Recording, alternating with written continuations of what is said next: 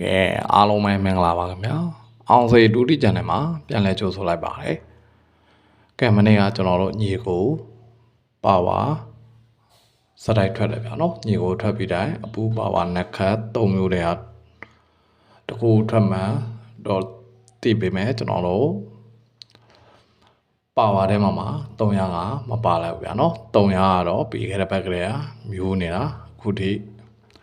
မကုန်သေးဘူးဗျာနော်ကဲဒီနေ့ကျွန်တော်တို့အင်္ဂါနေ့မနေ့မှာတော့ထိတ်စီရဲ့1 chain ရဲ့မထီမပေါက်ကြီးရဲ့တင်မိတာပါဗျာနော်အချက်ချင်းတို့ရင်တော့ကစားကြပါဗျာနော်ကဲဒီနေ့ကျွန်တော်တို့ခဏအကြည့်ထဲရပဲလာမယ်လို့ထင်ပါဗျာနော်6ခွန်8 9ပေါ့ဗျာနော်5ပါပါရင်တော့5ထက်ကြမယ်ဆိုရင်တော့5 6ခွန်8 9ပေါ့ဗျာနော်တို့ပဲမဲ့ကျွန်တော်တို့အကြိုက်ကဏ္ဍတွေနဲ့1 chain နဲ့မထီမပေါက်ကြီးနဲ့1 chain နဲ့ကပ်ပေးထားပါဗျာနော်အဲ့ဒီမှာကျွန်တော်အကြိုက်ဆုံးခွက်ကိုတော့ကျွန်တော်စောစောပြောခဲ့သလိုပဲခဏအကြည့်တွေကတော့ဆွဲထုတ်ပေးထားပါတယ်ဗျာနော်ကဲထုံးစံနိုင်ပဲကျွန်တော်တို့အင်္ဂါနေ့မနေ့အတွက်ပေါက်ကဏ္ဍလေးမရယူခင်မှာကျွန်တော်ရဲ့အောင်စေဒုတိ channel အကောင့်သစ်လေးကို subscribe မနေရသေးဘူးဆိုလို့ရှိရင် subscribe လေးနှိပ်ထားပေးဖို့တောင်းဆိုချင်ပါတယ်ကျွန်တော်တို့အသစ်တင်တိုင်းပေါက်ကဏ္ဍတွေတင်တိုင်းတွေ့အောင်လို့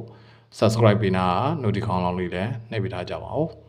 ကဲဒီနေ့မနေ့အားလုံးကံကောင်းကြပါစေခင်ဗျာ